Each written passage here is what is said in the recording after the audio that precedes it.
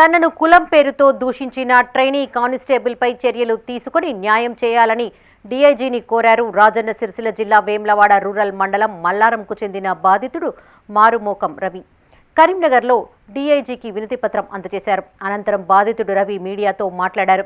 వేములవాడకు చెందిన గుమ్మడి సత్యనారాయణ తన వద్ద 7 లక్షల రూపాయలు అప్పుగా తీసుకున్నాడని, తన డబ్బులు తిరిగి ఇవ్వమని ఇంటికి వెళ్లగా అతని కుమారుడైన ట్రైనీ కానిస్టేబుల్ శివకుమార్ దౌర్జన్యం చేసి కులం పేరుతో దూషించాడని తెలిపారు.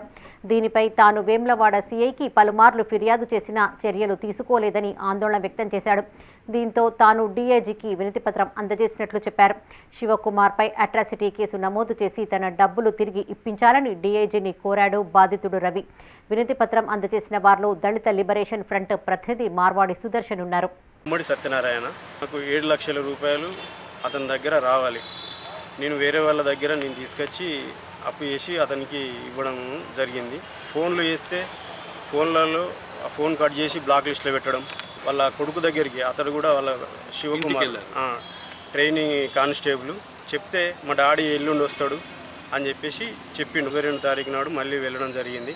పోయేసరికి అతను నువ్వేమైనా నా దగ్గరికి వచ్చి మా ఇంటికి వచ్చి డబ్బులు అడగడానికి కులం పేరుతో ఇష్టం వచ్చినట్టు బూతులు తిట్టిండు. అదే రోజు నేను పోలీస్ స్టేషన్కి వెళ్ళి సిఐ గారికి, టౌన్ సిఐ గారు వీరప్రసాద్ గారికి నేను పిటిషన్ ఇవ్వడం జరిగింది. ఆ విచారణ అయిపోయిన తర్వాత అతడు ట్రైనింగ్ కానిస్టేబుల్ చెప్పి అతని జాబ్ పోతే నేను డబ్బులు ఇప్పిస్తా ప్రవేశ్ గమ్మని చెప్పి మాట్లాడడం జరిగింది. సిఐ గారు సమస్యను పరిష్కారం చేయకుండా, వాళ్ళ మీద ఎఫ్ఐఆర్ చేయకుండా 18 రోజుల నుంచి నన్ను తింపడం జరిగింది. సిఐ గారు ఇట్లా చేస్తుర్రు అని చెప్పేసి నేను మళ్ళీ ఎస్పీ గారి దగ్గరికి వెళ్ళడం జరిగింది. నీ మీద కూడా వాళ్ళ భార్య పిటిషన్ ఇచ్చింది, నీ మీద కూడా ఎఫ్ఐఆర్ అవుతుంది, నువ్వు వెళ్ళి సిఐ గారికి కలువమని చెప్పేసి ఎస్పీ గారు చెప్పడం జరిగింది. నాకు న్యాయం చేసేటట్టు కనబడతలేదని చెప్పేసి నేను కరీంనగర్ డిప్యూటీ డిఐజీ గారిని కలవడం జరిగింది.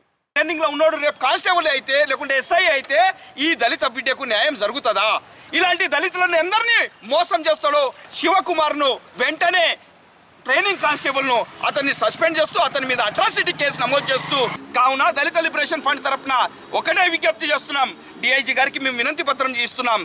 ఏ సిఐ అయితే కావాలని ఉద్దేశపూర్వకంగా ఈ కేసును తొలగించడానికి కావాలని ఉద్దేశపూర్వకంగా చేస్తుంది కనుక సెక్షన్ 4 కింద అతని మీద చర్యలు తీసుకోవాలి, శాఖపరమైన చర్యలు తీసుకోవాలి. సిఐ మీద అని దళిత లిబరేషన్ పక్షాన మేము కోరుకుంటూ మరి హయ్యర్ ఆఫీసర్కు మరి జ్యుడిషియల్ను కూడా కోరుకుంటున్నాం.